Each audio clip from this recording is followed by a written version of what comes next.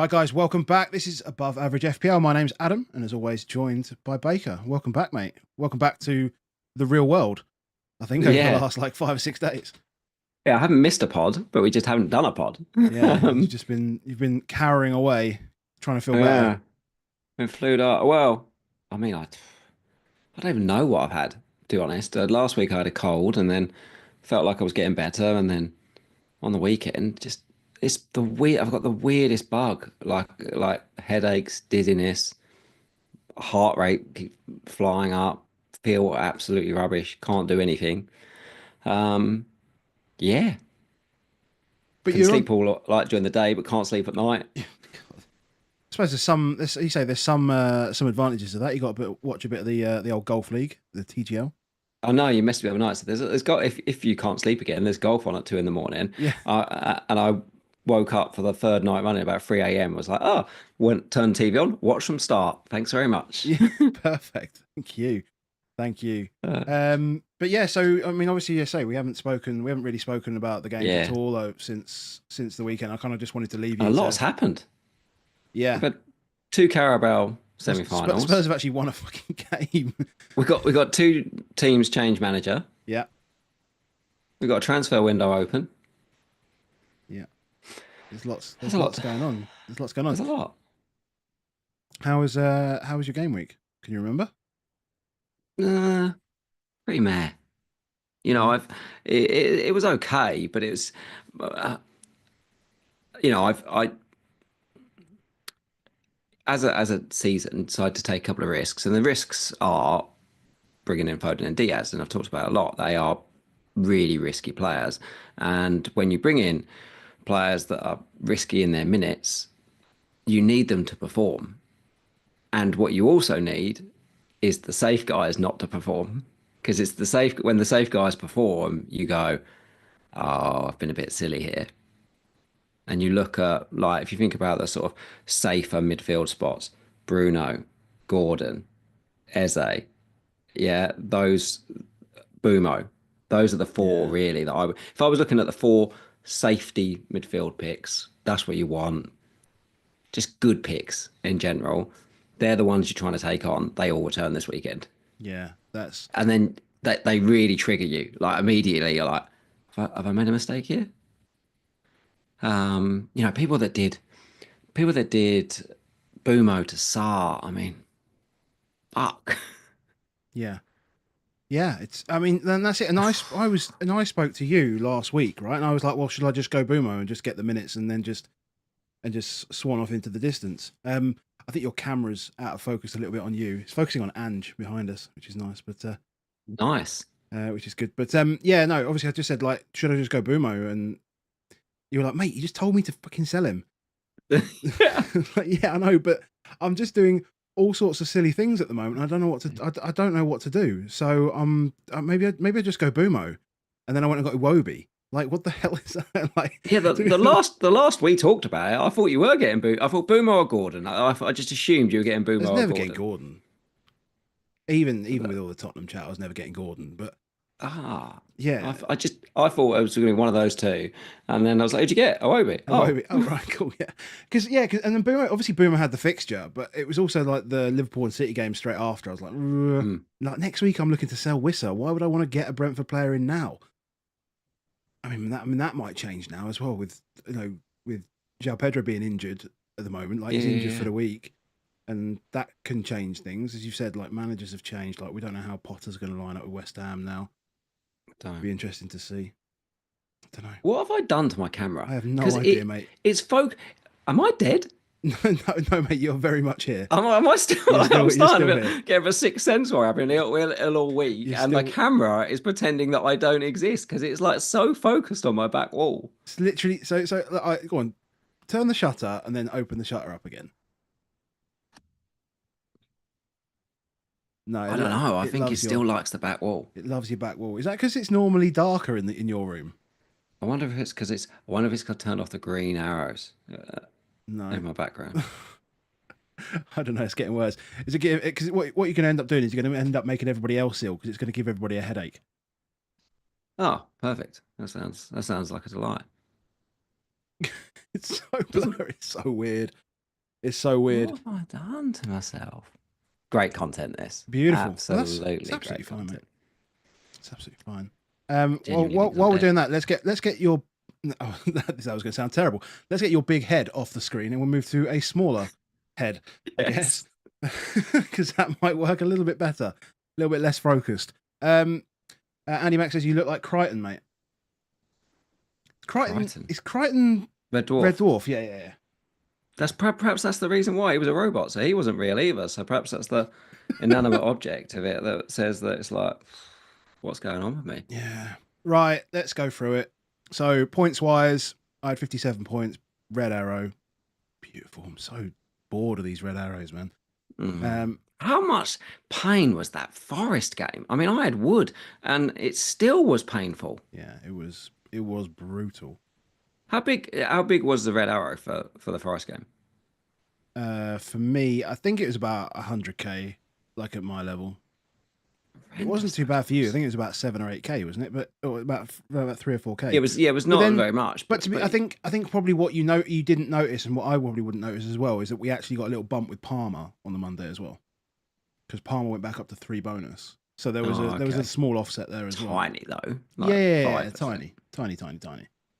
Every penny counts. So yeah, I had Sanchez in goal. Obviously, Palace score, so Chelsea don't keep the clean sheet. Good solid defenders this week after success the week before. So I got Hall, Gabriel, Castagna, and Trent for a combined 4 points. Thanks, gents. Iwobi came off after like 65 minutes or something. I was really quite confused about that, especially as Really confused. they were kind of chasing the game at that point as well. So that was a bit annoying. Obviously, a Salah cap was okay. Scored a penalty, fine. Eze, another return, so that's nice. And then Palmer gets a goal and 3 bonus. Okay, cool. Wissa, my star of my week, with Absolute two star. bonus, a goal and an assist. I mean, could have been so much more, man. So much more. I mean, we've got all the normal XG charts and stuff. We can frame some stuff there, but like 11 big chances in that game, I just felt like he missed 4 of them, unfortunately. And then Isak gets 7 points because everyone scores against Spurs. João Pedro and Pedro Porro. Yeah, Wissa missed 4 big chances. João Pedro and Pedro Porro on the bench, with combining for 13 points, which is wonderful. I just keep benching points, man. I'd like, as I say, I think I said to you just before we started, I benched 13 points this week. I benched 16 points last week. Well, one of them was Wissa with 2, but yeah, so essentially Porro and Pedro last week as well. Exactly the same scores, 9 and 4. And then Castagna benched that return the week before, and then benched Rogers and Castagna the week before that for 20 points. So it's just been really cool because I've been making transfers every week to put players in my team and then just leaving points on the bench when I could just be using the bench and working my way around the fixtures because the players there are good. So maybe I just don't need to make any more transfers until we can figure out what we're going to do with chips and that. But yeah, like 1.32 million, it's a bit crap, but there's plenty of time and ass man to come. So we'll just see how we go. Just see how we go. I'm not I'm not defined by my rank, so just and that's something that somebody with a shit rank always says. That's what it is. Yeah, 65 points for me. Just the difference was obviously the 8 points from Wood. We were level before that, then I'm assuming for Monday night. Absolutely nothing from my defence. 0. 3 points Raya, 1 Robbo and Lewis and Gabriel. Just non-existence. Even the reserve guys, Carl Will and Mikalenko didn't get anything either. So Foden, who we're talking about, he still got 8 points. Like at least I went to another guy that got points, but he's more expensive, so your expectations are so high on him. Then Luis Diaz coming on off for the second time this season. He's come off after 59-55 for a 1-pointer. Oh, that was I watched. Yeah, I was watching him come. He sprinted off. Sprinted off. He did the same, didn't he? When he came off. Do you remember early in the season he came off with Jota, and they both come at the same time, and Jota went off after 60 because he walked off, and Diaz sprints off and got off before. So it's the second time this season he's done me on a 1-point. At least this one was a 1 to a 2-pointer, as opposed to the previous one he would have got the clean as well. Like And then would Pedro Isak, which is absolutely fine. What do you think about this? So let's do first discussion, which is and Pedro news today that he twisted his ankle in training. Yeah, and he's an MRI. He's out of the FA Cup game. But are we going to get any news? I mean, it doesn't bother me because he plays well when I bench him, so it's not really a big deal for me. But I guess the question is, do I transfer him out? Have to. Yeah, because you were looking at a striker move this week. I was looking to double up on JP. Can you afford? Can you afford Pedro to Mateta? Yeah. Because I went down to Iwobi. I've got like 2.5 million in the bank. Oh well, that seems. Yeah. The move's easy. The move's easy if I need to make it, and then obviously I probably bench Wissa this week. I mean, makes the most sense. The issue we're going to have on João Pedro is that the game is on Thursday. Yeah, next so week. We're not getting anything else other than what we've already got, like the information that we already have. I really don't see that we're going to get a huge amount. Obviously, there will be. I think there probably will be a presser on the Tuesday daytime. That would help, but Herzler was reasonably open today, so at least that was useful. Yeah, but yeah, it's not ideal suddenly. But a lot of people have got, say Rodgers, who's away at Everton, that's playable. Enzo home to Bournemouth, if you've got that way. Obviously, if you've got Ahmad, can solve a benching headache. For a lot of people have got a benching headache this week, haven't they? Because Chelsea at home, Man United at home, Rodgers, away at Everton. So JP out actually could solve a lot of stuff for quite a few people, I think. Yeah, definitely. I mean, it's not going to solve anything for me because I need to actually get like Wissa is the one that's sticking out for me as the one that I'm going to have to. Is it though? Why don't we start the Man City game? What we can do, yeah. Well, I tell you what. Before we do that, any admin you got to do? Yeah, we've got all the admin, mate. We've got all the admin that we have to do because we have to say hello to everyone in the chat. And shout out to you guys. There are, I'm just trying to work it out now, trying to remember, 160 odd people choosing to watch us rather than Everton in the FA Cup, which is massive. But I imagine in about 16 minutes, everyone's going to switch off to watch the Traitors. But that's absolutely fine. You can come back and join us at another time. We need to catch up on that myself. No spoilers on Traitors during this, by the way. Yeah, absolutely. Any spoilers on Traitors, you're getting banned. Like, not even a warning. You're just banned. Gone. Do not care. Quite simply. So where was I? So shout out to you guys. Hello. And if you do, do the normal. If you enjoy the content that we do, make sure you drop a like on the video. And if you want to see more from us, make sure you hit subscribe. We didn't quite get to the 10K that we wanted before the start of the new year, so we'll just set it as a target for this year. We're not too hanging on 10K by the season. Surely 10K by the season. 10K by the end of the season. Yeah, we need another 800 to get there. Should be done. So that's the best way to support us is to do all the free stuff. If you did want to join us over on Patreon, you can come over to patreon.com/aboveaveragefpl, where you can come and join the January Beat Baker Never Say Die Bourbon competition. Scan the QR code if you are watching on a big screen, or just as I say, go patreon.com/aboveaveragefpl. Shout out to everyone that has joined in the month of December. Obviously, we did run a little 50% discount in the month of December for up until Christmas Day. So James Hurd, Jack Beard, Phil V, Jim Carrick, Lee Fraser, FPL Dan, Matt Lay, Luke Curtis, Krongera, Craig Buckingham, Roy, another Whitney, or something like that, has joined. Timu has joined. And David Thorne, Nigel Mendonca, Rosie Arnold, and Mike Bates. Shout out to all of you guys who joined in December. We're enjoying chatting with you guys in the Discord. Definitely getting busier. And games are plenty. What about Dan? What about our boy Crypto Dan? So Dan comes. So yeah, shout out to you, Dan. Crypto Block Dan has supported the pod since day one. Just turns up basically last week and says, "Oh, by the way, guys, for supporting the boys, and this is related to So Rare, right? So if you don't know, I play So Rare, and we have a few guys now in the Discord that play So Rare, and he just dropped in and went, right, guys, because you're in the Patreon, I'm going to drop you a card. And we started chatting about it outside of the Discord, and we were talking about what might be the best card for each of the persons. So I was looking at all of their galleries, trying to work it out, and he was like, "Is that all it is? Is that all the cost of the cards?" I was like, "Mate, if you dropped everyone a Cole Palmer, mate, I'm sure they'd be happy with that." And he just went and bought 4 Cole Palmers for 90 quid each, and just dropped them to everyone. I've always said it's the most profitable Patreon any man can join. You man or woman or woman, or woman, you can come and join. Yeah. You can come and join. It's not an all-male Patreon. It's a very important point. It is not.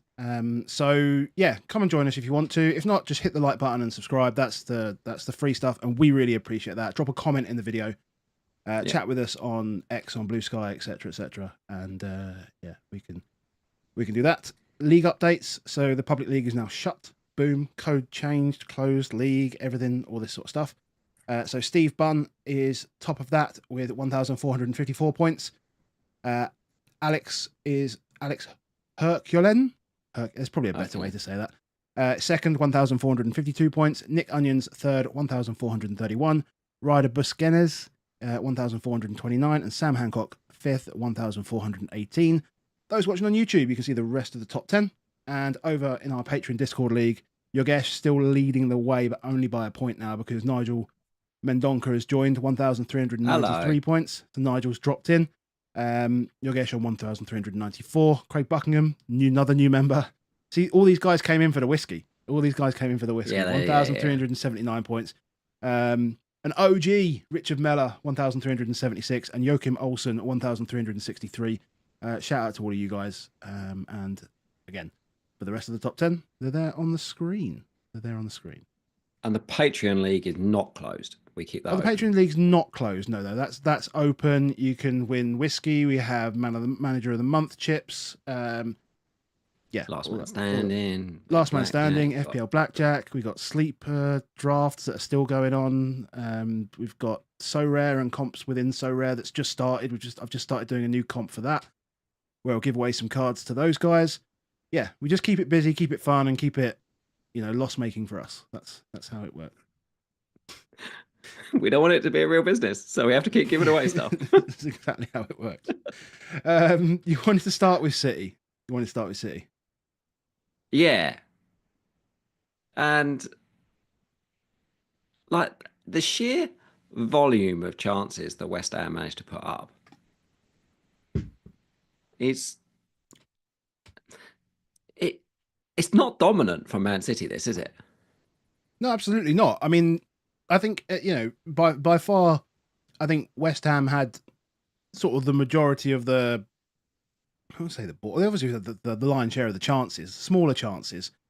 It just sort of shows the quality though when they click, because the 3 goals that those 3 goals were 3 moments of almost absolute clarity.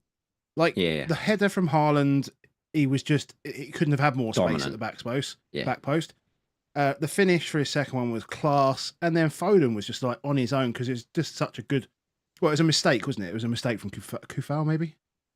Yeah, it was definitely that right hand side, and obviously was just pounced on, and then Foden's just there, and so they pounced on mistakes, and the other 2 goals were class, and that's enough to win Premier League games, and was enough for Lopetegui to lose his job.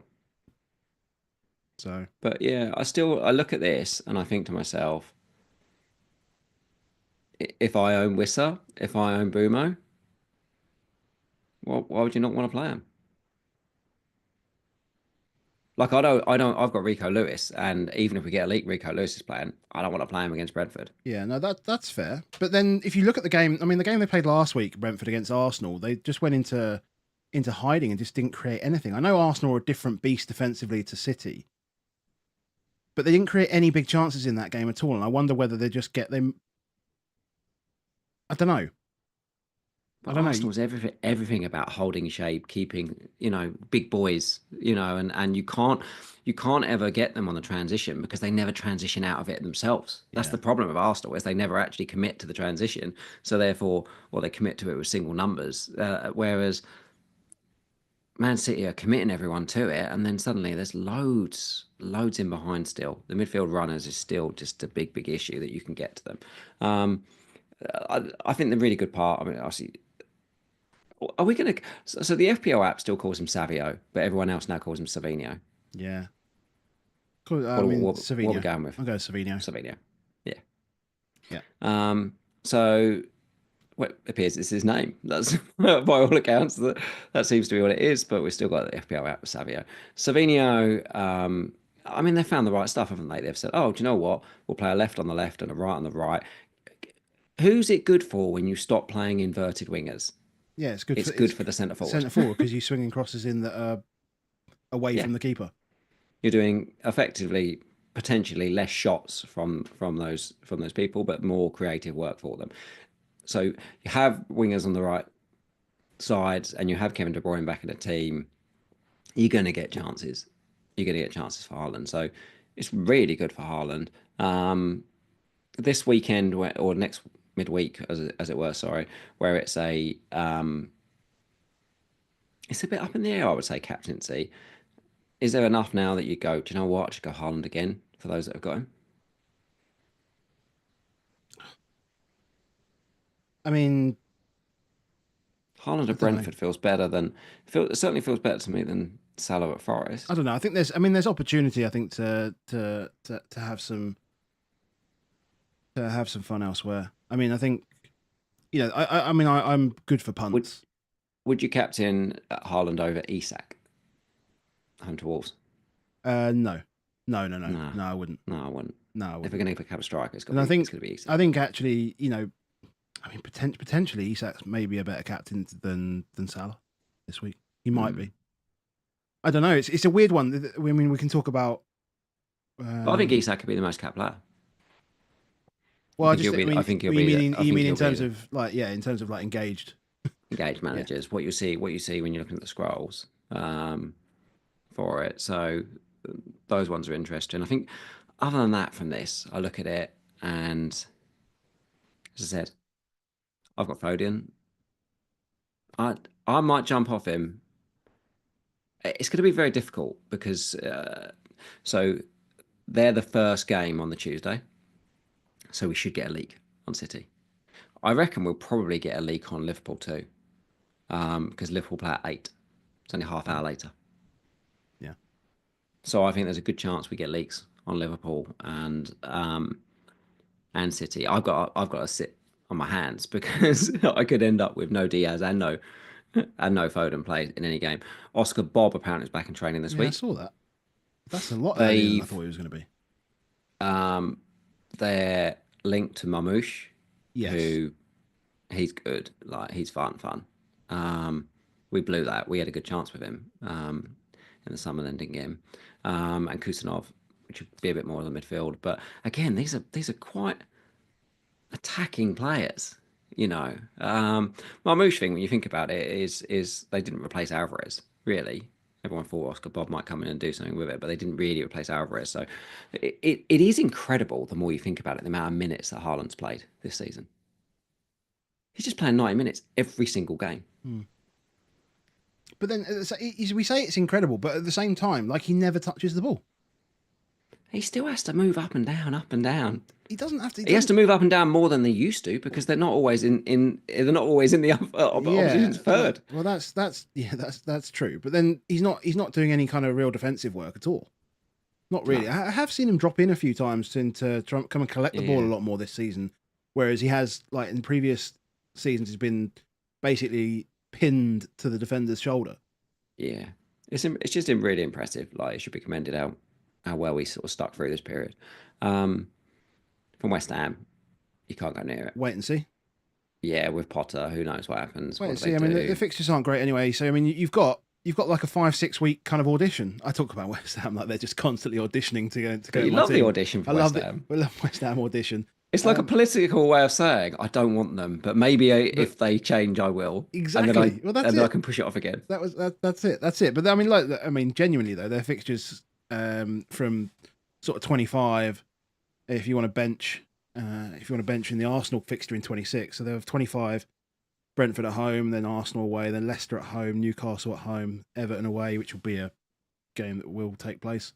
Wolves and then Yeah. Bournemouth, and they've got Liverpool away. See, these big games that are away, it's fine because I feel like unless you get like a Bowen where you're committing yourself to basically playing him. I feel like every other West Ham player I can bench at some point. Yeah. But I feel like committed to having Bowen and owning him and playing him if I had him. I reckon But I'm going to go the outside of season without. Well, I will own West Ham keeper, but I don't think I'll own a West Ham outfield all season. That's my feeling. that, fair enough. That's my feeling. But like you say, it can change, but we don't need to worry about that for some time. It is a slight boost. You know, we have got we have been targeting West Ham obviously, and they've got Fulham and Crystal Palace both at home as the first two games under Potter. So, you know, new manager bounce and so forth with two home games. Actually, that does impact some of the guys that we've got, the Fulham guys, the Palace guys. Mm. Yeah. There is that. Yeah, I feel like there's different fires to deal with. You spoke about Isak being potentially the better captain. Let's look at Spurs. And this being the first game and watching it all, I've kind of forgotten a lot about what really happened here, to be quite honest. I was feeling all right. This was like I feel like I went very downhill after this game. Like, but I was absolutely fine during this game, and I was really pleased with Tottenham. Like, I was really pleased with how we played during this, and it looks like, you know, tinted glasses looking at really the XG of both of these things. But from an Isak point of view, you know, even last night watching him, or night before watching him against Arsenal, like, he's so on everything. Like, every single pass is weighted beautifully. The way he turns, the way he moves, the way he's making room for headers, making the spaces he needs to get to, the way gambles, you know, to make the run to get in for the goal. He's just on it. But Tiredness? he won't play. He won't play this weekend at all against Bromley. Yeah. And he was taken off relatively early, not to play this weekend because he was feeling his hammy. Yeah. So I mean, I've seen some people saying it was hamstring. I've seen others people saying it was fatigue or tiredness. Nah, Howe said it was hammy. Oh, did he? Oh, okay. Howe come out and said he was feeling his hammy. They were managing him second half, and then they had to just get him gone. Oh, perfect. Yeah, perfect. So it's that old game in it of taking on, because the big two in this game now in FPL are Palmer and Salah. They're the big two. By a mile, they're the big two. They are the daddies of this game. And in order to take them on, I feel like you need a perfect storm. And as I watched him in the first half of the Arsenal game, I was like, how can I not captain Isak? Like, I've just watched Wolves on Monday night. They're terrible. I've just watched how brilliant he is. And then you're like, oh, 60 odd minutes up. Oh, why is it? Oh, Eddie said he's... It's not only that he said that he feeling his hammy, what he had to then say was, he's so important, we had to protect him. We have to protect him. So what do you think they're going to do against Wolves? Like, the second he'd be off, he won't play the last 20 minutes of that game. So you're only going to get 70 minutes of Isak. Yes, but he was only taken off. He was only taken off after they were 2-0 up. Not yesterday, day before. So I think there's an element of first leg though, mate. 2-0 up's not a lead in a first leg. Not at 60 minutes, because that game goes 2-1, and true. It's a very different second leg. Like, he had the argument to take him off. Yeah, I'll say the argument. I guess the argument being, you know, he plays longer and he doesn't play for 3 or 4 weeks. Yeah, he's got a week off now. He will have a full week off. I mean, I fully expect him. I mean, he'll start next week, but I mean, even if he does get 60, 65, you know, he's not coming off at 0-0. I don't think. No, he probably isn't. So I think there's an element of, and Newcastle, what Newcastle have done recently quite well, this game and game before, they've scored quite early as well. So there's always the opportunity that he's going to be involved in something pretty early. So provided he starts, I mean, you know, and I know we're talking about whether he's got the potential to get to the sort of double digits that Salah's just been reeling off in his sleep. Yeah. But I think he can, even in one half of football against the team. I mean, like Spurs, we did give, you know, obviously we concede. Well, we didn't give loads of little chances here. Couple of reasonable ones, but first half, you know, is we started really well, a goal that shouldn't have stood, but continually Tottenham, from about 30 minutes in, we struggle to get to half time. Mm. That's a regular occurrence that happens. That Feels we're like that like, spanned about 6 managers as well as just the yeah, current squad. honestly, if any Spurs fan watching games, that we count the minutes down to half time from about 30 on. We are hanging on, hanging on. We did it against Liverpool. We did it. That was like, oh my God. And obviously, it turned out to be terrible, in terms of it. But it was genuinely like, just somehow get in, somehow get in. Obviously, they did get that second goal at that point. But in that second half, they, Tottenham were comfortable. Anyone who watched that game will be able to see that Tottenham were comfortably the better team. Newcastle just rely on one-on-one motivation. It's like they mark one-on-one. They'll back themselves individually because the players are so good. Like Tonali, Joe Linton, and Bruno Guimaraes, like they'll just back themselves to win the duels. That's Yeah. my man. That's my man. That's my man. You go win it. And most of the time they do. Yeah, they love to back it up with a big kind of like big fist pump to everyone, right? Yeah. That's the thing. It's the whole thing that goes around the And if they club, isn't don't it? win the duel, they just foul.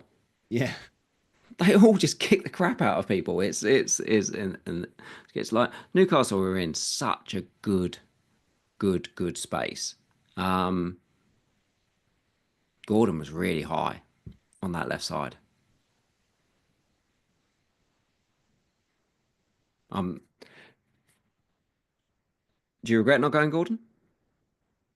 mm, well, I have regrets based on the transfer I made. Yes, just because it was almost, and something I do very often is it was too short sighted. So I looked Yeah, at the three fixtures in front of me and I was like, well, Ipswich, West Ham, Leicester.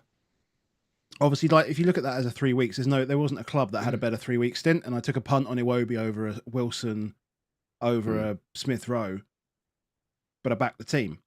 No, I scored 2 goals, two penalties, unfortunately. But Jimenez scored another penalty tonight. was he? Jesus Yeah, Christ! And yeah, I mean, like I could have taken the Bumo route, I could have taken the Gordon route, and that would have given me sort of longevity for sure. And I wouldn't have had to touch Gordon. I mean, you could probably avoid touching Gordon until like whenever you wildcard to sort out your chips or whatever. I don't Or know. even if you wouldn't, even if you would even do that. Wolves at home, Bournemouth at home, Southampton away, Fulham at home, Man City. So the problem is if you don't get on those four, you then start moving into a world where it's Man City away, Man City, Forest Forest, at Liverpool, home, blank, or West Ham, blank. Yeah, West Ham blank. But I wouldn't want him nobody for those can. 5 weeks. But you can't moan about the blank if you're loaded up on Palace. Do you see Yeah, what I mean by that? Is that because you're one and the other, like those bits of it. So I do think that one of the things is we have to start thinking about a bit more is the transfers. What does that mean for you? If you load up on Palace and you load up on Newcastle and you load up on Liverpool, which everyone will do, don't worry about Spurs because they can work that out anyway, and we'll find ways probably to lose it in 3 weeks anyway. But the one thing about 29 is if you don't want to free hit in 29, well, Palace have got Ipswich in 28 and they've got Southampton in 30.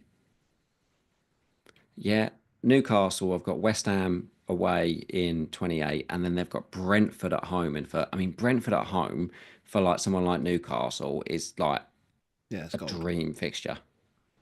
And then they've got Leicester straight after that. Mm. So I do think those people that have got. So you've got Eze, Hall, Isak. Is it with the fixtures of the Palace and Newcastle have got the best fixtures out there for the next 10, 11 weeks. If you go to any difficulty ticker, is I've got it now just fixed on Scout to 31, top the ticker, Crystal Palace, second Newcastle. Like, is this a time to go? We lean in now and we just accept that we free hit in 29 because the gains outside of the free hit mean that it doesn't really matter what happens in 29. You're actually taking away some of the risk in a way. And if you're not going to have Haaland in your team, then surely as well you want a free hit in 29 because you want Haaland. Yeah, Brighton at home. Yeah, there is that. I think Yeah, I just Because I don't, you know how we used to say, well, we dead end and then wild card and do that stuff. mm, Dead end and wild card is dead because you carry your transfers now. yeah, it So is. by dead ending, you're wasting. Yeah, So I think if your team, you've either got to take a bet on Palace and bought a Newcastle are not the answer. Because I could do that. I've only got Isak. From those two teams, I've only got one player. So I'm in the prime position to not free hit in 29. But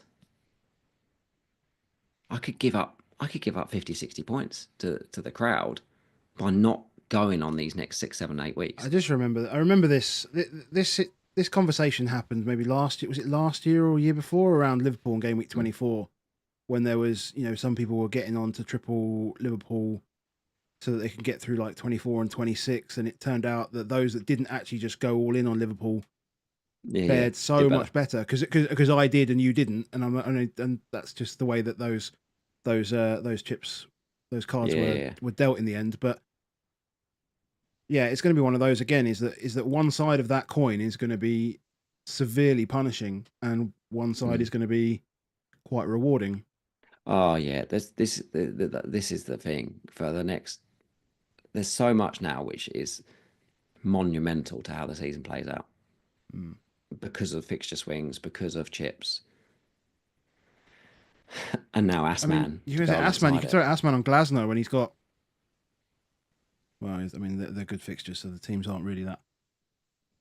Well, I mean, like There's anything with some 26, 27 gives him Fulham and Villa who are up there's there. some there's some really I don't know. biggies. You know, you've got teams like I was looking at it like if you weren't free hitting, right? Wolves 28 to 31, Everton, Southampton, West Ham, Ipswich. You could ask man through that You on could, but you Wolves. won't. You wouldn't get you. You could, but you wouldn't get any of the 5 point bonuses because they'd all be in and No, around together. you would. You wouldn't. No, but they spell goals. um, Hmm.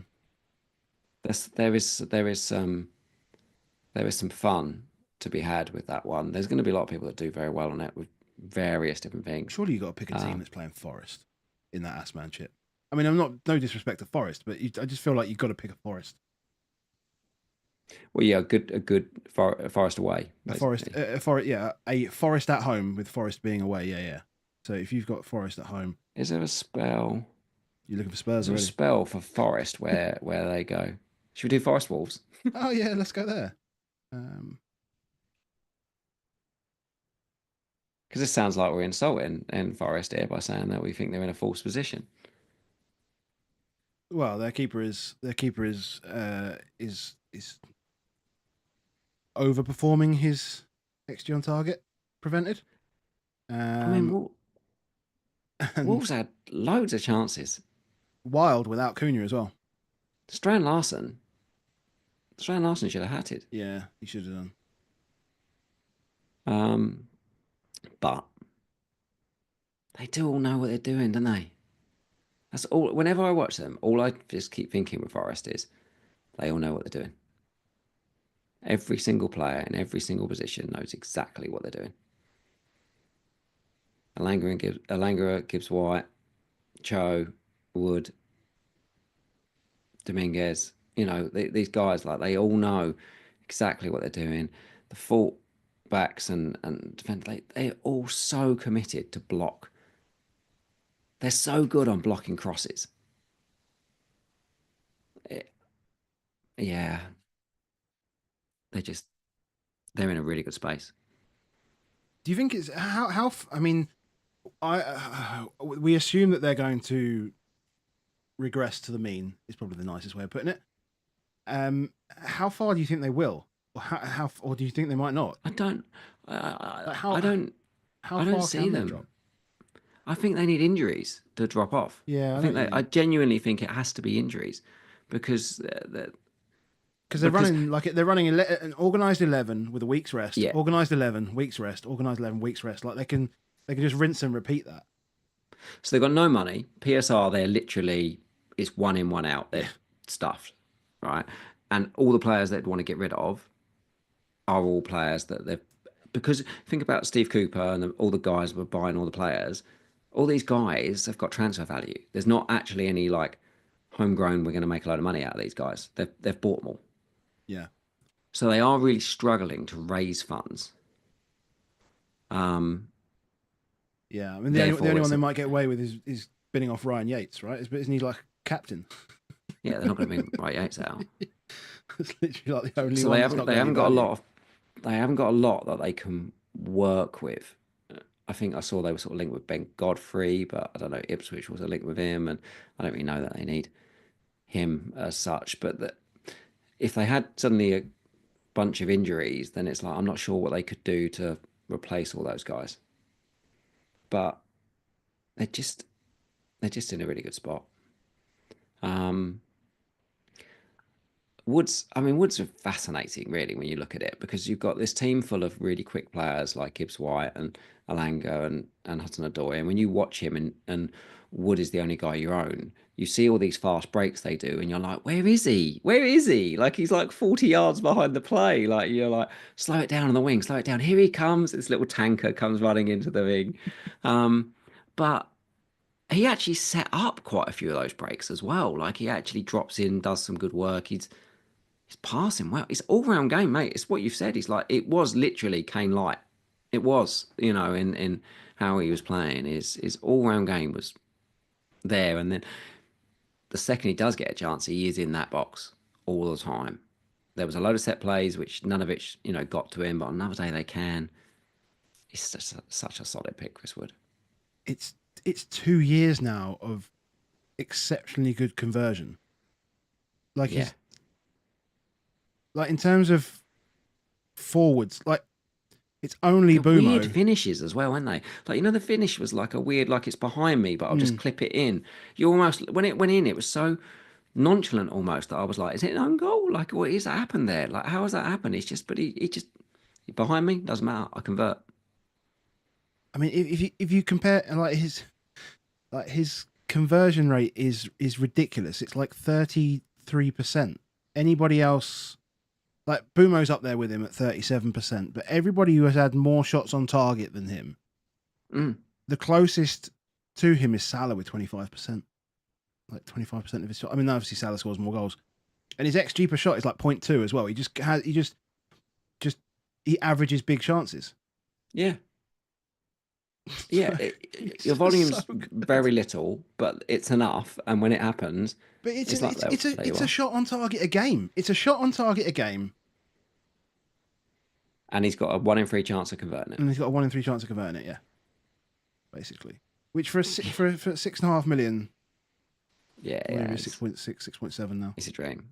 People are going to get twitchy after, like, when we get to 25, when it's Fulham away, Newcastle away, Man City at home, Arsenal at home, Man City at home. People are going to get twitchy then.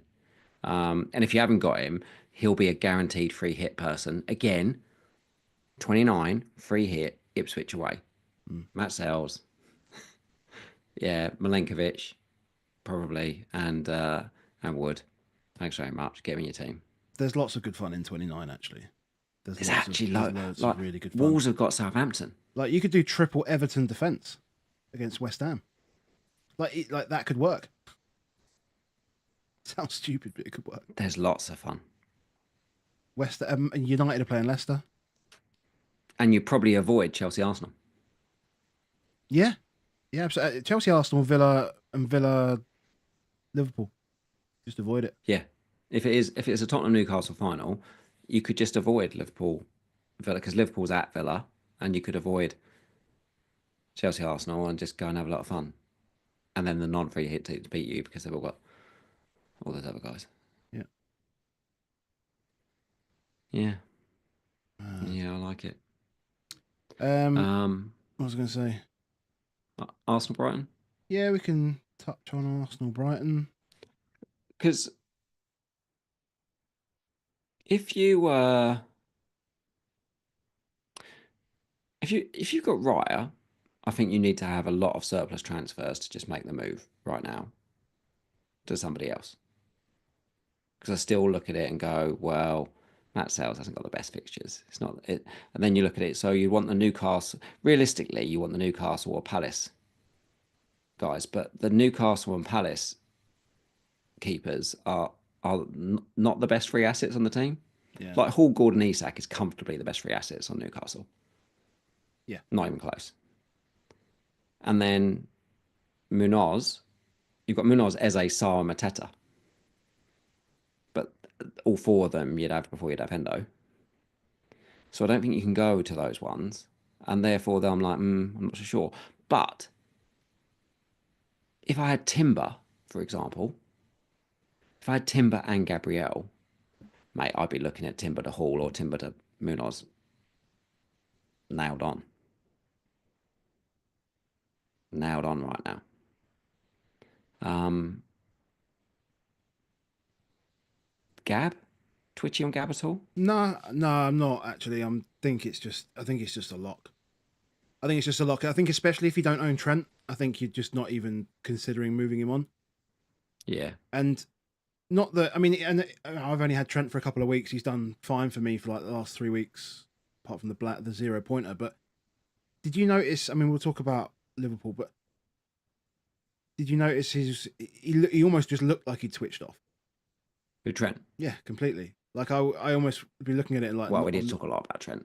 We need to talk about that. So let's stick with Brighton, Arsenal we go straight to that. So Arsenal, meh. Like, do you know what I mean? Like like if you add in the Newcastle game, you look at it and you go, I don't know what to trust in that attack. I think Gabriel is literally the only player you need to own from Arsenal.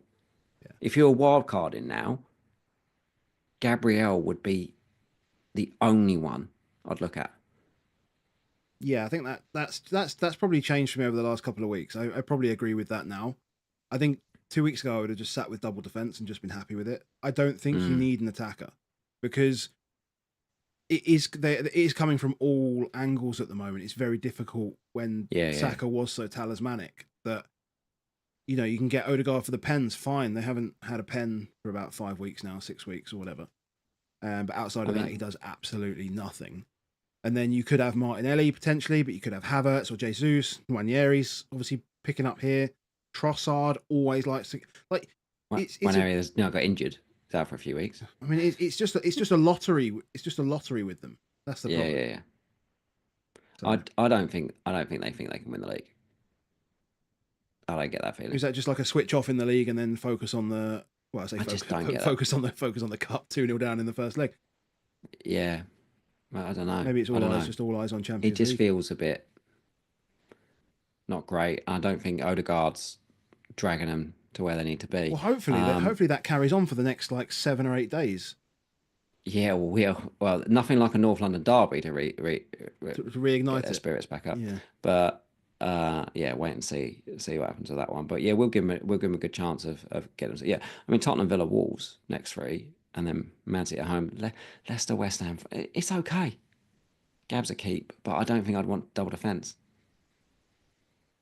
Just don't think I'd want double defence really. Not compared to how much I think Hall is just incredible, and Munoz is just everything for them. But yeah, let's go Liverpool. Let's talk about Trent. Yeah, I mean, he just got ran ragged by someone playing out of position left wing back, and I just think his head's not there now. Like this conversation around the Salah, Van Dijk, Trent contract negotiations, definitely like Salah's obviously had his head on straight. Like Salah's like, give me a new fucking contract. Yeah, even said it's motivating. Yeah, just give me a new fucking contract.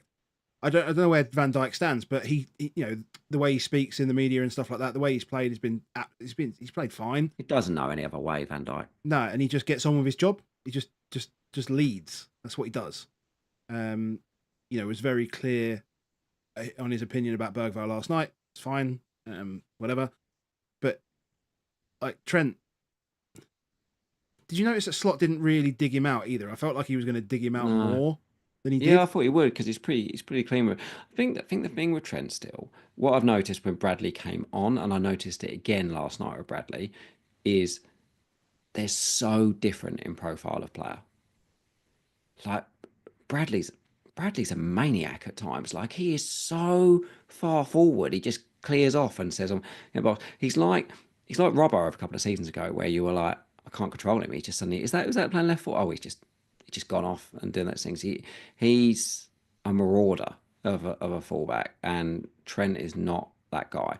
So I do think one of the things about if he just says, "Oh, I'll go with Bradley," it does change the style so much that makes me think he'll stay loyal to Trent as much as possible with him. Um, it's just a unique skill set, isn't he, Trent? But we know that he's bad defensively. The 15 pointer, Yeah. you know, he was out of position all of that game too, but he got 15 points. Do you know what I mean? West Ham absolutely tore him apart. Um, they played him like we had him. You know what I mean? Like anybody who goes at him, he struggles with it because he's never in the right position. Um, I mean, and the thing is, I guess Liverpool, like United, still didn't create a bunch here. They created a few small chances. They didn't really create that much at all. Maybe they were a bit unlucky. Maybe he was a bit unlucky. I mean, that is the thing about Trent. You're paying like 7.1 or whatever it is, and you are hoping for those spikes, aren't you? yeah, That was the thing that felt really and he's uneasy at the capable. He's start. still Of course, he always is. capable of those spikes. Yeah, I mean, he just came. He came in yesterday and just like launched crosses, Came in yesterday and had a launched goal cross cleared off the after line cross after immediately. cross after cross. Oh, and then had it, yeah, and had that as well. I'm less worried about when he crosses. I actually, the one place where I feel like Trent, all season I felt this way when I've watched Trent, is his crossing looks like it's on autopilot to me. It's like a guy at the it's like a scratch golfer at the range. You're there, you're twatting all over the place, and there's this guy next to you with this languid style, just knocking them down a million miles, and you're just like prick. But they are in the range. They're not going to something. Do you know what I mean? He's not going out and actually just scoring 5 under. It is it's easy when you're doing that. And I always feel like Trent's is like that. Like the technique looks fantastic, but the outcome's actually terrible the most of the time. Like he hasn't crossed many balls to many heads all season. The fact that we remember the ones that he did, like we'll remember the Jota one in like game week 1, we'll remember the Jota one in game Against week 3, Spurs. we remember the one against Spurs. Like we didn't used to be able to remember them because there used to be 7 a game. Now we just like, oh, bung it in. Um, it's some of that stuff that makes me go like, what's going on here? But it's when you're top of the league, it's a really big commitment to change your style. And Bradley is a change of style. It's not just a plug and play, like I take that one out and put that one in, which Yeah, says to me still that like I just don't see it moving Trent out. I think there's definitely a lot about the the front three because Mm, as well, instead of the focal point being a Firmino, a Jota, a Darwin, someone that's going to put themselves about and get their head on the ball, yeah, create, do this, do that, or just be greedy as hell like Jota is. You got Diaz and Gakpo kind of interchanging, so it doesn't really suit someone who's just going to keep putting balls into the box. Like it's doesn't. cool if he's taking all the set pieces, which he is when he's on there, but But he's losing set pieces, so people seem to ignore it. But McAllister now takes the left side corners. well, Trent was still taking some left side corners on the weekend, or was he taking them last night as well? It took some last night, but he for the 2 previous games he didn't take any of the left side corners. McAllister took them all for the two games before. Yeah, Um, for me with the fixtures, like I obviously haven't got Trent, and it still scares the hell out of me. You still need a plan for 23 when they're home Ipswich. You still need a plan. or was what that involved like a sofa or something like that Yeah, Ipswich, Bournemouth, Wolves, and the wall and a double in between that in one of those as well. with Everton? You still got Yeah, to look at it and go, "Whoa, who do I want here?" Um, Diaz is quite. Oh, I've got Diaz. Diaz is quite well owned now. But do you remember? you remember when Jota was up front and we all said, well, we want Jota, he's the number 9 and do this bit. And what happened was Diaz was the one that was scoring all the points because, our friend John talked to us quite a bit about the fact of the centre forward in a way is a decoy and actually the people go around. Well, last week I was saying to you, yeah, but Diaz is playing number 9 and he's only 7 million. Gakpo And then I keeps watched this scoring more. game and I was like, hold on a minute. We want the wing. That's why we want Salah. We want the wingers. We don't want the 9. What have I done? Yeah. I don't know what to do now with Diaz. I'll be honest, really don't know what to do because I'm looking at this and saying, if if I knew the team sheet, if I knew the team sheet for the double, and I knew that Trent, Gakpo, and Salah were playing, they're the 3 I want. Right now, they're the 3 I want.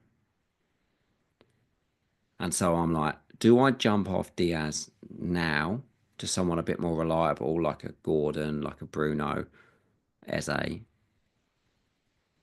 and free this room up again to be potentially looking at, do I need to get Gakpo back? But there's only so many transfers you could do, especially if you're like me and you ain't got any saved up. I mean, is there a path that works where, because you're not committed, or let's say you're not committed to a game week 29 that involves a lot of players with a blank, does a free hit become an option in a double? Is there any extra benefit of doing that to grab those Liverpool players that you want? You want to be in space. You want to take a gamble by in 23. Really, you want to take a gamble because you want the Ipswich. Yeah, you really do. But yeah, I think Diaz might be a problem, which everyone knew. Everyone like it's like everyone everyone who's a minutes monster goes to you. Ah, I knew that. But the minutes because the number 9 is the position that gets swapped. So suddenly it's like, well, when he's left wing, he could stay on a bit longer. Shit. Now he's playing up front. He's occupying everybody. He's doing more running back and forth, back and forth. The leg work. Well, Jota can come on and do the last 30 minutes of it. Damn it. So yeah, I'm a bit anxious about him. At the moment, my plan is if Foden was to start and get a leak, the Foden would start. Then Diaz probably is a move out for me. Whether it be Palace boy, whether it be Gordon, or should it be Bruno? I mean, like if people own Bruno, do you think Bruno is a captain option at home to Southampton? Yeah, I think anyone's a captain option at home to Southampton. It's just knowing where he's going to play in it. I still don't think he's a better option than. I still think he comes like third in my options. I still think Salah's a better option than Bruno. Yeah, I don't think I could do Bruno. But how do you feel about Bruno versus Bumo versus Gordon versus Eze, for example? I just feel like at some point you're going to want. I feel like I'd want to keep. Well, that's the thing. I don't want Bumo for the next 2 games. I mean, I don't. I just wouldn't come in for these 2 games. Yeah. So Bruno's got Southampton home, Brighton home, Fulham away, Crystal Palace at home. That's the next 4. And Gordon's got Wolves at home, Bournemouth at home, Southampton away, Fulham at home. I like Newcastle's better. I probably just prefer Newcastle's. But you know where Gordon plays. You know what Gordon does, right? Yeah. You can probably hang around longer on Bruno. That's the thing, innit? Because after that, you start looking at it and you go, well, Tottenham away is not bad. And then Everton away is okay, Ipswich, Arsenal home, Leicester away. But he's more expensive. Do you need as much money? I mean, like, how difficult is it to get to him? It's not, because you're coming down from Foden, right? I don't know, because Mateta, Trent, Gakpo, yeah, true. Those kind of guys, they're not cheap suddenly. Yeah, the João Pedro injury is really, I think, really gonna mess things up. I mean, it might move people just direct. It might, weirdly, I'm thinking about selling him, but it might move people to someone like Wissa, who's. Oh, Wissa's definitely on the menu from like 25 onwards. Hugely on the menu from 25 onwards. It's back to the double up. That's why if I was in your position, I'd be looking to keep Wissa and get rid of João Pedro. Yeah. Because I think realistically, if you can bench him in 22, which you almost certainly can, I guess anything 22, obviously you've got Rodgers away at Arsenal as well. So you just play Wissa home to Liverpool. Just ride him through it. But he's been your boy. Yeah. Yeah. It looks like Castagna scored in the cup. What a prick. Of course he has, Timothy. Yeah, no, I mean, and the other thing that takes away Bruno for me is I'd probably rather have Ahmad, because he's just stepping up in these games and he's just stepping up. He's always he's looking more and more like the big dog now. Yeah, and he's taking that right 10 position now. Yeah. Like, that looks like it's his really. He's obviously he scores the equaliser here against Liverpool. He scored the winner against City. You know, he's turning up on big occasions. So even in the games that they do have tougher fixtures, if you find yourself with a benching headache, you can still play him in these ones. Yeah. And obviously no Rashford now, and we're assuming no Rashford ever again, just gives you it creates another reason to just push him further forward. Yeah. Like you say, you feel like he's the future. Yeah. Very interesting. Very interesting. We talked about Wissa. We talked about Wissa. We talked about Brentford. Jasper's 4 out. XG.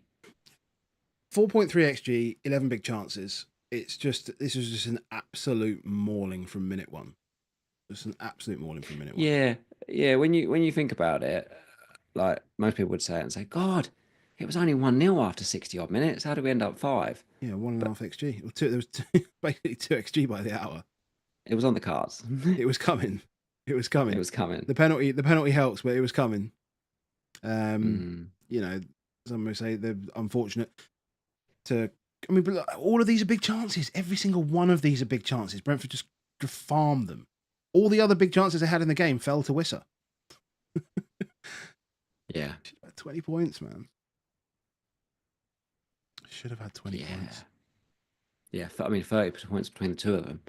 It's just huge. If you got that out last week, then fair play, mate. That's I mean, I guess that's the only good thing about having Wissa at like 10% owned in the top 1% is that it does cover Bumo quite a bit. It covers the pain of. I think there'll be so much going on that I think Wissa will stay less than 15 to 20% owned all season. Because people will look at Mateta now. People will look at Cunha's run again from like 26 onwards, looks fantastic. Wood keeps knocking out his points, so they'll stay with Wood. Yeah, João Pedro is really cheap, so people will just leave it for a long, long time. Gakpo's starting to work his way in a few teams. There's always still Haaland. Isak's just nailed in everybody's teams. Nico Jackson, we didn't talk about Nico Jackson, did we? We haven't talked about Chelsea yet. Or Palace. We need to talk about Nico Jackson then. Yeah, and then you've got Jimenez. Obviously, he gets 2 pens, does all his business. I think people will not go to Wissa all season. And I think if you keep him as a man that's got him, that West Ham, Leicester, Everton, Villa, Bournemouth run, but even the big games, Man City, Liverpool and Tottenham, all 3 of those teams concede chances. None of them will want to play against Wissa. Or Visa. I've heard a lot of people call him Visa now. No. Now they fancy him a bit more fancy. No. You know he's about to become like Brentford's top Premier League goal scorer. Is he? Yeah. Like Tony's only been out for half a season. Like he's only been gone for half a season. He's already overtaken him. And considering the amount of minutes that Tony played versus Wissa, but you've got me. You got me half playing it. Versus Wissa, then it's quite crazy how good his goal return is for Brentford. It is genuinely insane. The problem looking at this is bloody Southampton. You just look at this and you're like, maybe I should get Bruno. Yeah, or just constantly rotate the striker. Just go Bruno to Haaland, hat-trick next week. Ugh. But again, like it's the right side, right? It's the right. Well, I say it's right side. It's left side. Like Sharda's left, Lewis Potter's left, Boomer's right, whistle. They literally hit him from all angles. They take it from all over the place, mate. every which way they can. Yeah, they're just still targets. They're just targets. They're literally the blonde bird on the sofa, aren't they? They're just literally them. Oh God. You're going to get caught. He'll send you a meme in the morning. Every single person behind her will be Wissa.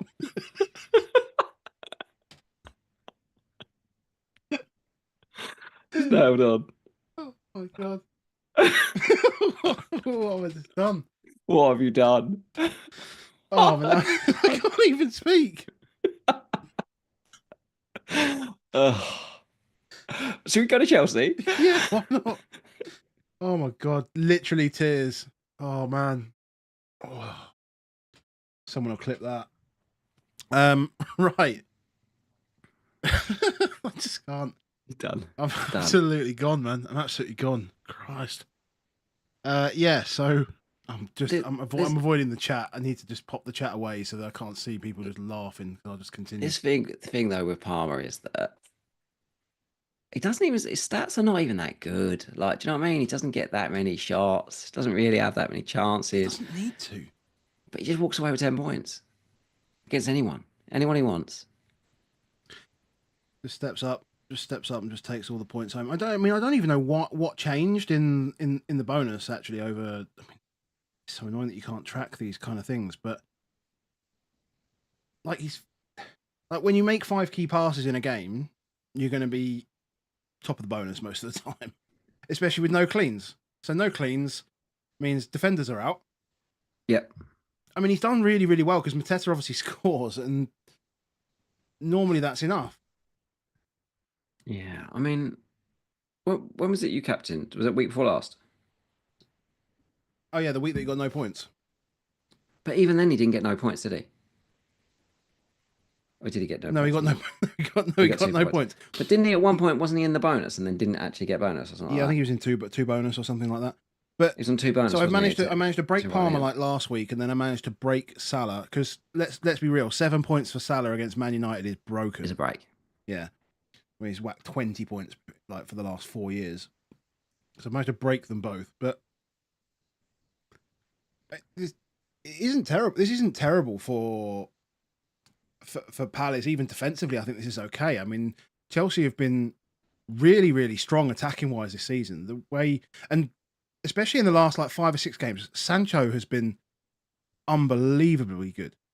I do say that. I don't think Chris Richards should ever play a game of football again. He was absolutely ruined by him. He looked like he was literally dragging tyres behind him as he was running. I mean, Sancho, now Madrid's gone, Sancho's pretty much nailed that position. But again, he looks like he's... I think we said this near the start of the season. Like, he looks like he's having fun and he's like involved in the group and he's like part of this like good vibes thing that's going on. So they're getting the best out of him right now and it's working. The thing that is continually happening from Chelsea, though, we've talked about it literally week in, week out, is that 70 odd minutes they take Jackson off and they're stuffed. Yeah. They're stuffed because Madueke's fallen out of favour and Jackson doesn't play enough minutes. So then they just get beaten up for the last 20 minutes. Teams can step up just that little bit more against them. They're not as good, It's such a profile shift, isn't it, though, between Jackson and Kunkit? This just doesn't quite work. Nah. If you're going to play in that way, I think they need to find. I mean, they'll probably just go out and buy someone who's similar to Jackson in January. Yeah, they're still a bit. You were talking about PSR earlier. They haven't got much wiggle room. They've got a bit of wiggle room. They can still. I think they can spend about 80 million. As long as they extend the contract over like 9 years. Type thing. Of course. Yeah. That's what they do. And they'll sell. Well, no, because the only problem they're going to do is they'll probably sell Dewsbury Hall, but because obviously they've got the book value on him, they won't actually gain any PSR about losing it. Yeah, depends how much. Oh, yeah, because he's worth nothing now compared to what they paid for him. Nobody's going to do him on a straight purchase. So if Dewsbury Hall leaves, he's going to be on a loan, isn't he? Yeah. Yeah. Purely be wages. Yeah. But yeah, that's the thing when I'm looking at Chelsea. I'm like, I mean, with Jackson, he's still getting the chances. He's just missing them all. Yeah. So was he just hot? Maybe. Was he just hot? Is this the norm? Like, and was it just good for a little while, and actually we've gone back to just he's not a very good finisher? I don't know. Last year he was raw, wasn't he? Last year was raw. Start of this season, he's changed. He's changed. Yeah, and then now we're just finding out that actually he wasn't raw. He was just Nico Jackson. Nico Jackson. He does silly things, really. Like that one that hit the post that he tries the outside of the boot finished on it. You're like, Yeah, just put it in. what are you doing, mate? Like it was so weird. Um, but yeah, Palmer, Palmer obviously has Bournemouth this week. Is in the captain conversation, but he's a really high risk captain. I think Palmer at the moment. If you look at the points he's scoring, if he scores, you're gold. He got 10 points in this. He got 2 points against before. He got 10 points in the Fulham game. He got 3 points against Everton. He got 3 points against Brentford. He then gets obviously 18 points against us, 7 points against Southampton. 7 points was with he did score. He didn't get any bonus in that game. And then he got 14 points against Villa. So when he returns, it's double digit virtually. If he scores, it's double digit because his baseline is so good. So there's a real high reward to going Palmer, but there's also some here's 2 points, here's 2 points, here's 2 points. I don't know. I don't know. I agree. I mean, I took him to against Salah last week. I'd have Just for Palmer above Salah consistency for captaincy. for this week coming. Yeah, Bournemouth home. yeah, yeah.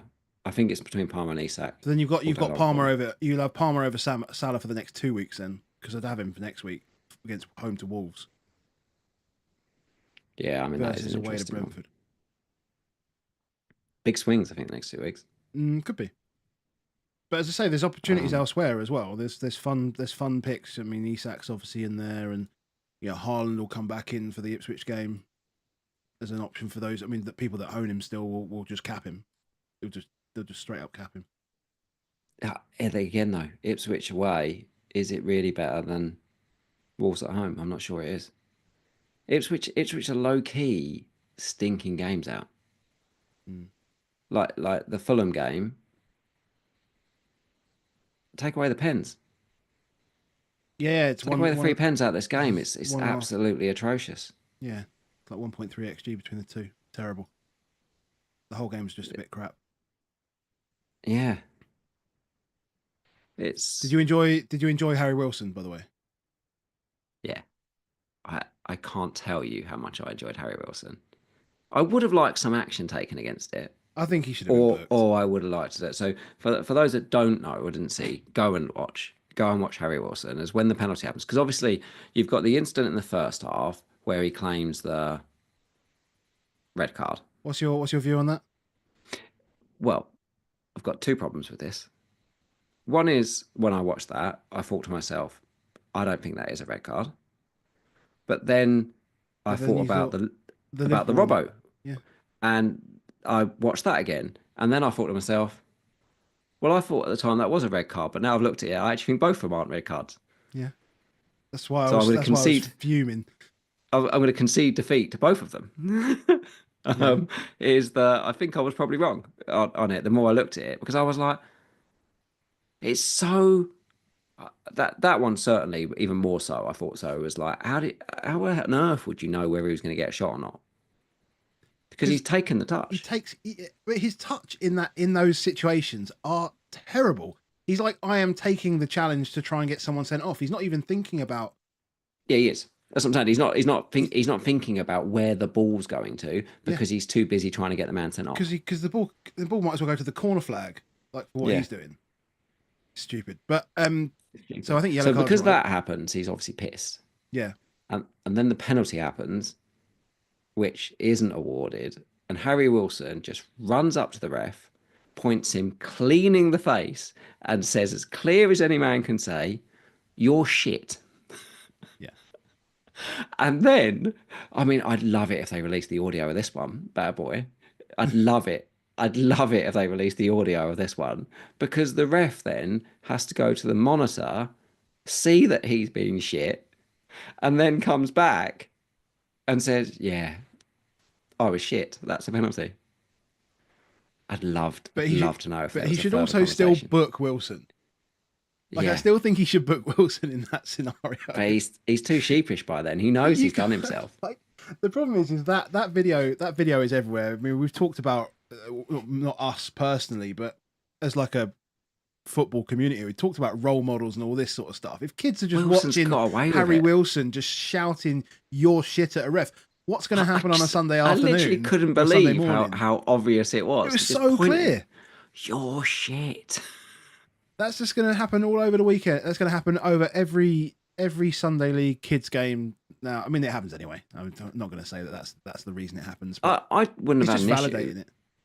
Wouldn't have had an issue if the FA had just given him like a one match ban or something for it. Say Yeah, that's just you can't have that you conduct. can't do that. Yeah, he'd be out next week with a respect the referee armband, wouldn't he, or something like that. It truly phenomenal.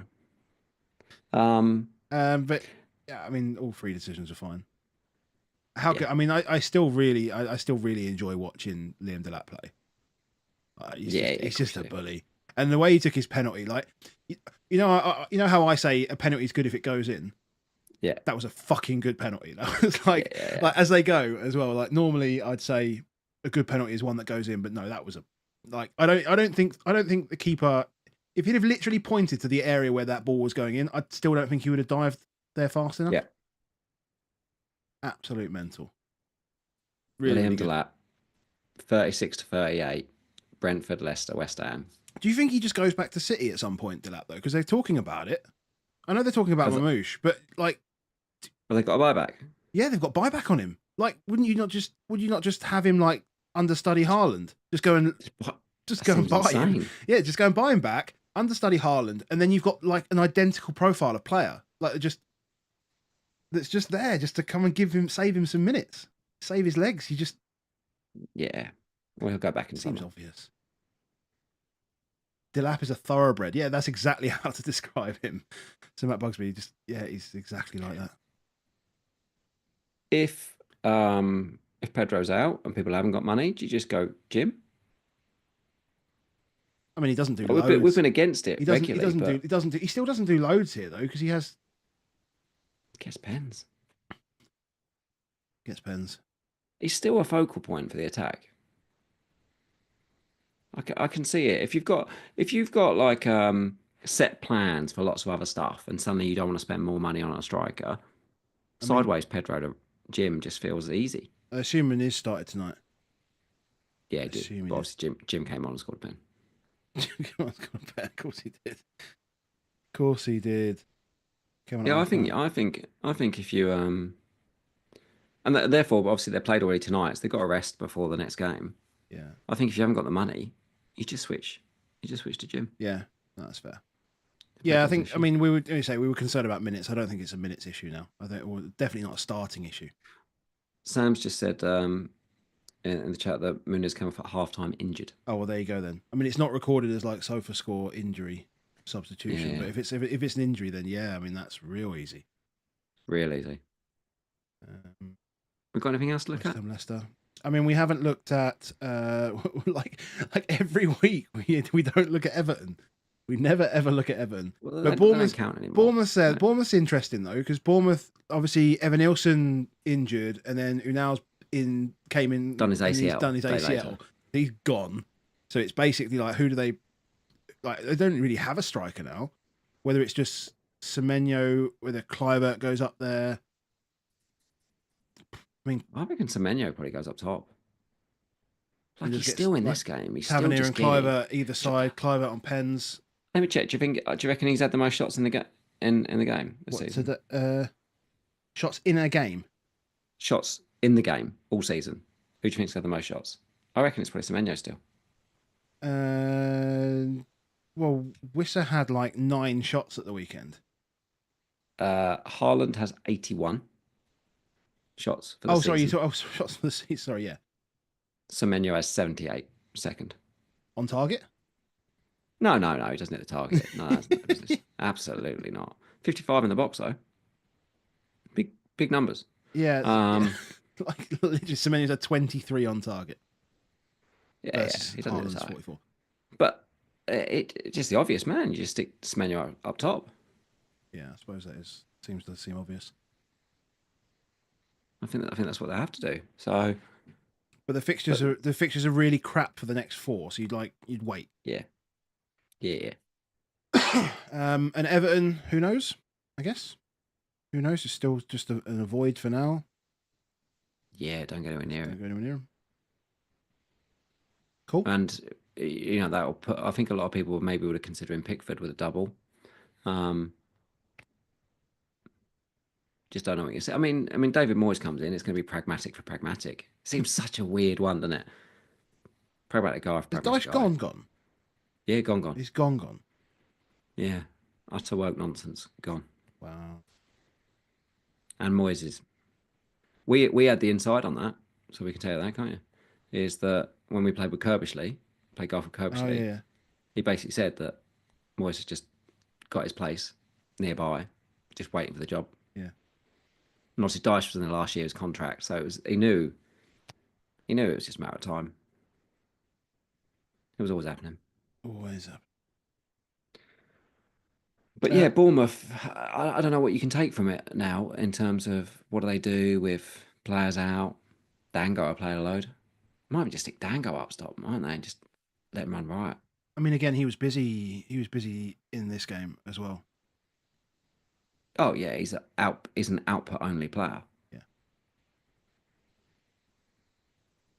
Let's see how many shots he had in the Good, game. good, lovely goal, Brooksy. But Do you not always just that, smile? Do you not always just smile when you see him on the pitch, and even more so Yeah. when he scores? And then Yeah, when he scores an absolutely. absolute class goal. I mean, I know Yeah, it's obviously closer to home a little bit to you than me, but I mean, I just love seeing it. yeah, absolutely love it. Absolutely, it's like you fist pump every single goal he scores. You fist pump. Yeah, it like doesn't really. Yeah, I don't think. I immediately went into critiquing the fact that Brentford ducked under it, but I still fist pumped it when it went in. Yeah, yeah. Um, Watara had 4 shots for 0.44 xG, and had a big chance as well. yeah, probably good. It's probably good for like Clivert minutes as well. Probably he'll play a little Yeah, bit longer. If want to play a little bit longer.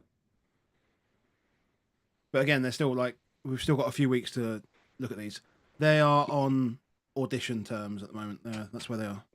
They're on the audition. Terms, which means I'm not picking him. This is the only game we have left, which is probably. I mean, like Villa's next 3 are really, really good. Do you think Duran just comes straight back in?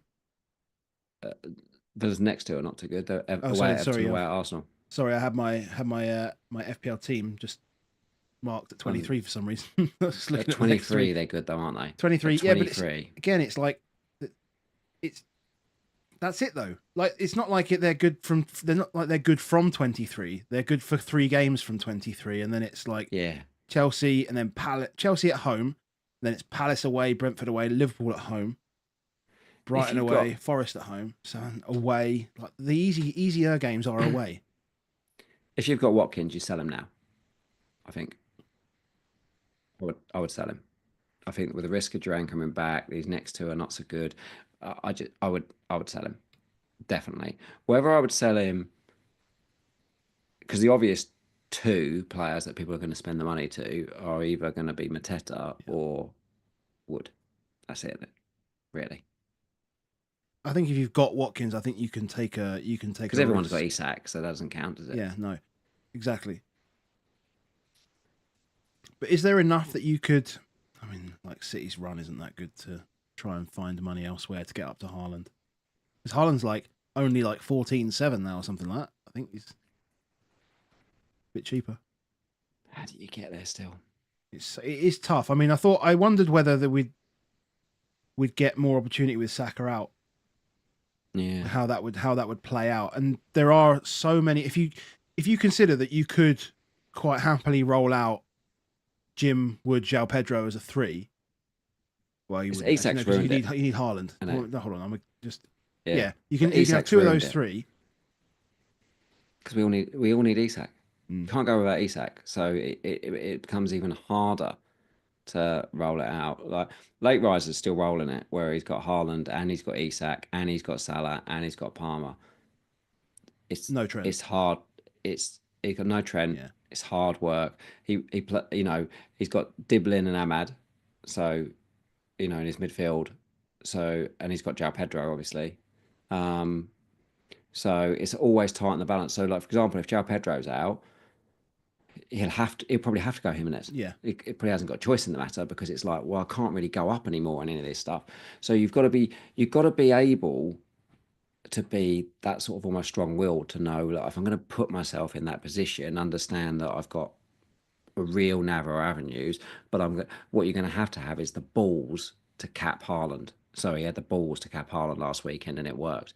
Like he Yeah. kind of has to have that balls to do it, and anyone else who's trying to do it, it's got to think, okay, how do I keep all these guys in? Are we moving on Rodgers in a couple of weeks though, or in 5 weeks time?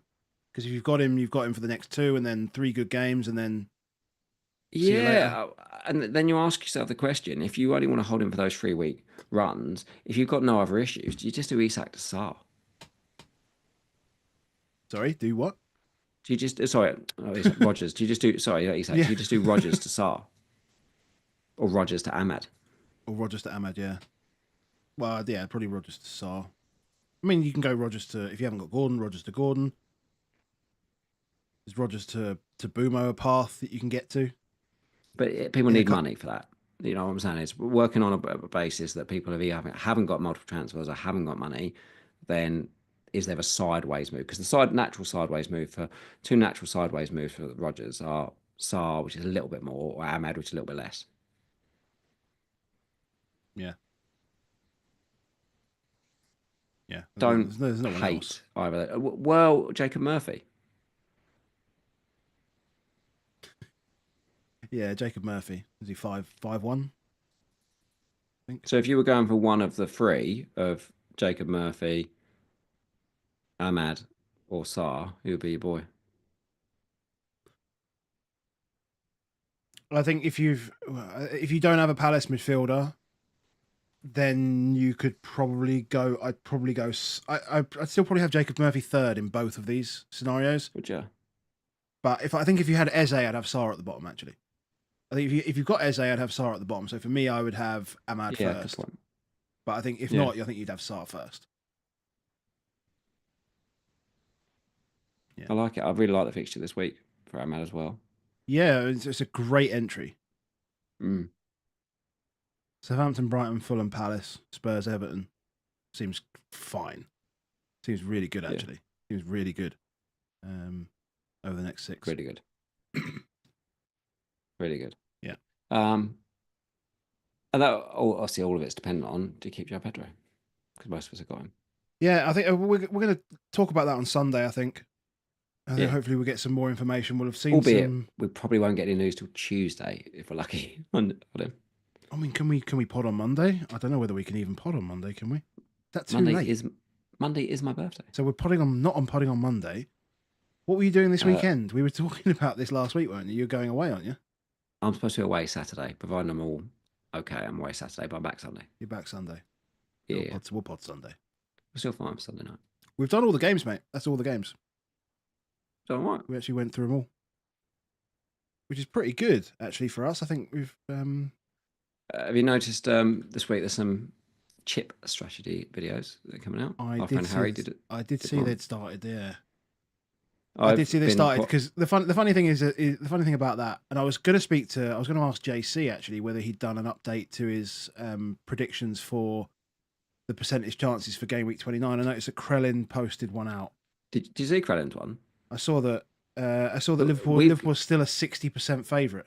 It's exactly. I'm so insulted as a top of it. I was hold on. We won 1-0, 37% chance of getting through. I was like, oh yes. Yeah. Don't get ahead of yourself. Yeah. I did see that. I saw Newcastle at 82%. That Newcastle Palace game was like 82% chance to be a blank. We should do. I know it's long, but we should do a few questions. It's not long, mate. We've only done an hour and a half, and we've spent hour and a half's quite a long time. Not for us. Not for us. I mean, we can do longer. I mean, who did we do longer with the other day? 2 hours with anyone. We did 2 hours with John? the no, we did it Oh yes, with Danny and Richie and Danny. yeah. We just did 2 hours straight up. Format's Easy. hard to do under 2 hours, to be fair. Yeah, true. Um, Decent time to speak. Hans asks Foden to Bumo in 2 weeks or to Bruno now, and he's asking me because he knows I've got Foden. Um, yeah, Foden, Bumo, Foden to I wouldn't go Foden to Bruno in Foden to Bumo in 2 weeks is definitely on my mind. Um, uh, I think we'll get a leak. So I think if we get a leak and he's playing, then I'll keep him. Um, I think if we get a leak that he's not playing, yes, Bruno or Gordon will be my two choices for him rather than Bumo, but I'm not 100% sure. Yeah. I noticed that all of these questions are actually to you. None of these are to me, so it's all on you, mate. You It's did because I'm ask. the one. It's because you know what they're asking me. It's because I'm the one with the dickhead picks in midfield. Mate, I'm the one that's done these risky ones, no one's and asking who to go to from a Wobie, these mate. That's these idiots have got them. But I mean, Steve asks like the most valuable. What are the best 8 attackers to have in our teams? wild card draft, basically. Wild card I front think eight. there's an interesting one on this one that I think I would be really tempted. Um, I would be really tempted to go heavy on midfield minutes and go Salah, Palmer, Bruno, Gordon, Eze. Full analytic style, minute monsters, no risks, spend all the money in there. And then you've got to work out what you can afford off the rest of it because your Isak's a non-negotiable. You might even have a Ross Stewart nonsense striker. What to try and get yourself a little bit more money up in Yeah. defense? Because I had an interesting. So somebody sent me a DM just asking about whether they should. And let me just find this DM. I won't say who it was, but so they asked me, which do you think is the better combination, Gabriel and Castagna, or Robinson and Munoz, with Hall, Trent, and Mikalenko being the other three? And I was like, for me, Gabriel's like a non-negotiable. Yeah. It just felt like that. I thought Gabriel, Munoz, and Robinson were better than Castagna, Trent, and Mikalenko. So I think if you don't need to get up to Trent, then you probably don't need to worry about, because like that back five, Gabriel, Robinson, Munoz, where was I? And Hall plus one more, I think is really strong. And you only really need four of them. You can chuck like the other one being like 3-9 or whatever. It doesn't really matter. And then you probably don't need to worry about going down to your Ross Stewarts. You can probably just go two You off. don't need to go anywhere near it, to be honest. I've just looked at mine, and I can have that midfield five I'd said there of Bruno, Palmer, Gordon, Salah, and Eze, and I've got a forward line of Isak, João Pedro, and Wood, and I've got Gabriel, Cole, Will, Robinson, Lewis, Mikalenko. So it's no Trent. That's the bit that I haven't got, but not even that far away from. Yeah, I wouldn't be able to do Trent with it. I've got Raya still in goal as well. So the only thing I Raya would, could be Sells. but yeah, Raya could be sell. If I was wild carding, I think I would go with those five and then work my way around it. Yeah. And one of them probably becomes Bumo in a few weeks. Like you could be real dull on it because I think, like I said, if you wanted to get fancy on Liverpool, Gakpo's become someone that you could potentially target. Yeah. So there's a question from DRT96. He's saying, is it worth taking Jota out with one free transfer and nothing in the bank? I think the answer is yes there. I think the answer is yes, but I do also think you have to let the price changes go for this week because of the amount of information you can get on those risky picks, like the Jota, like the Diaz, like the Fodens of this world. Because the deadline is within 2 hours of all of those guys playing. Yeah. Yeah, cool. And then Cy Walker says, a Palace this year's FPL false hopes. Fixtures are great, but can we trust them? I mean, I think you're always going to get a mix of joy and disappointment from them. I don't think it may be a case that they perform well in the games that you maybe don't expect to. The middling games that you'll still play them for, but it might and the bad games you might get a blank. I mean, I wouldn't expect them to return every week, but they still do have the opportunity. I mean, if Game Week 34 last year told us anything, these guys can spike. And if you've got like Eze and Mateta, obviously they combine this week, you can double up. And Munoz has been absolutely everywhere.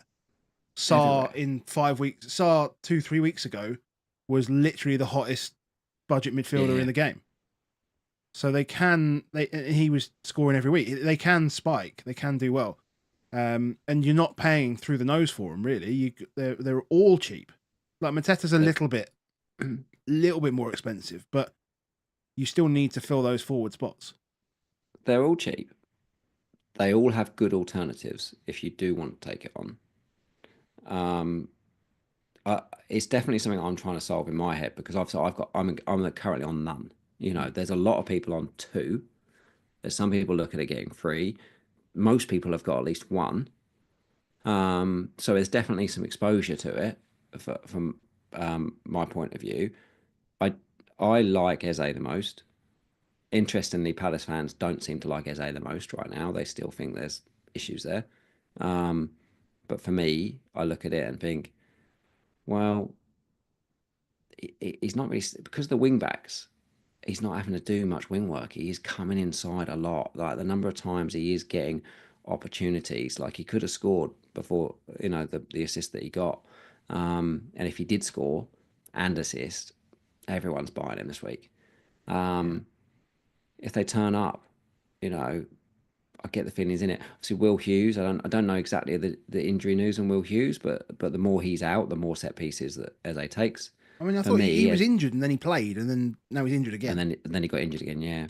So for me, I definitely like Eze as like pick 1 for me. If you could afford it over Sarr, for me, I would go Eze. Munoz is fantastic. It's just,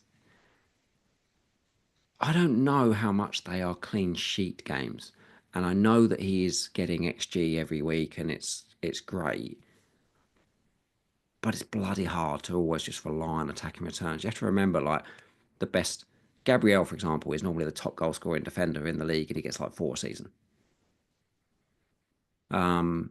So you can't be surprised when it looked like you were going to get it, but you don't. And I look at Leicester away, I look at West Ham away, I look at Brentford at home, I look at Man United away, and I think in those next 4, I'm gonna take Munoz on. But I do know that if one of those games comes off, it can get a 20-pointer. But I'm comfortable-ish to take Munoz on more than I am the others, albeit if I was wildcarding tomorrow, he'd be first in my team. Yeah. Mateta's the really interesting one because the stats aren't fantastic, but I do back the player, and you just have that lingering thing from last season where he gets on a run and then, you know, he's unstoppable. Yeah. He's definitely streaky. He's definitely a confidence player. And you said last week, you know, one thing that happened last year before his run actually started was he was just working a lot harder. And he's doing that. And last year, Palace, their fixtures bred their form. So when they do get better fixtures, they do play better. Amazing how that happens. But there's a eureka moment there. But it works, right? So and that might be a Glasner thing. That might be a Glasner thing, mightn't it? Glasner, there's a little bit in Glasner that he's a bit like Ange in that sense that he wants to do certain things, and actually against some teams it just gets battered when you try to do it. But when these good fixtures turn up, they could turn up. And I really do I love the idea that if you have Eze and Mateta, you've got the penalties covered, haven't you? You got both. Yeah. Don't care. Yeah, it doesn't matter. As such, because you got both. You're not like, oh my God, which one's going to get it?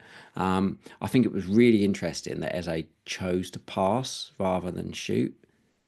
Because that wasn't like he was complete. You know, like sometimes they square it because their guy's completely open, but he had a man on him. Like the weight of the pass had to be perfect from Eze, and it was. Well, I mean, I wasn't even sure when it went in whether it was a goal or an own goal. Yeah, that's how close it had to be literally perfect the weight of that pass, and it was. So, but it's very good when you're thinking, well, they're looking for my number 9. Yeah. Just like when Savio crosses it to Haaland, and you suddenly see that back post free header, you're like light up. They're working for my number 9. That you want strikers where they're working for the number 9, and it felt like they're doing that a bit more for Mateta. So I think Mateta's a really good punt. I see we've binned off the Semenyo bit already because you just went Did straight I? and called him Savio. So yeah, it's all good. FPL's got me by the The only other question, is there one more question? How many times over the next 4 game weeks would you play double Arsenal defence? Probably all of them, to be honest. Depends which double Arsenal defence. Because if it's Raya, as I said, I don't think there's enough standout to do it. Gabriel's a Timber, perma play. But if I Gabriel and Timber, I would sell Timber in a heartbeat. Fair enough. I probably just think Munoz and Hall is just a much Munoz and Hall are much better assets than Timber for me. Fair. Cool. I think. Do we have any other questions in the YouTube chat? I wonder. Let's have a quick squint before. So I haven't looked at this since I closed the chat. Have you stayed away since you closed it? Yeah, literally had to. There's no other real questions or comments here, but. No, thank you for just while we're here. Thank you for sticking around tonight. There's over like 300 of you in here that are enjoying us more than the traitors, which is amazing, and for being patient as we battle illness. Thankfully, I've managed to swerve absolutely everything so far. Yeah, which is it's snowed in a bit though. Yeah, you got the snow. Oh yeah, I'm snowed in. Yeah, can't get out. I don't know whether it's I've got nothing. Yeah, there's a lot of snow. There's a lot of snow out there. I've got nothing. Hold on, let's just not even had like a little flurry for like 10 minutes. Nothing. Mate, it's almost like -7. I'm gonna take a quick. That is the most recent photo on my phone. Don't show the camera on, but they'll see. Oh my god, look at that! Yeah. Big snow. That's been there since Sunday. Well, I say they've been there since Sunday. It's been there. We cleared it all up, and the road was clear, and then it dumped more. We've had 2 school closures, 2 delayed openings, all sorts of stuff. All sorts of stuff going on. Well, mate, that's good. Good. Shout out to everyone again for joining us. As I say, drop us a like on the way out. There's 113 likes for 325 people. That's not quite the percentages we want to see.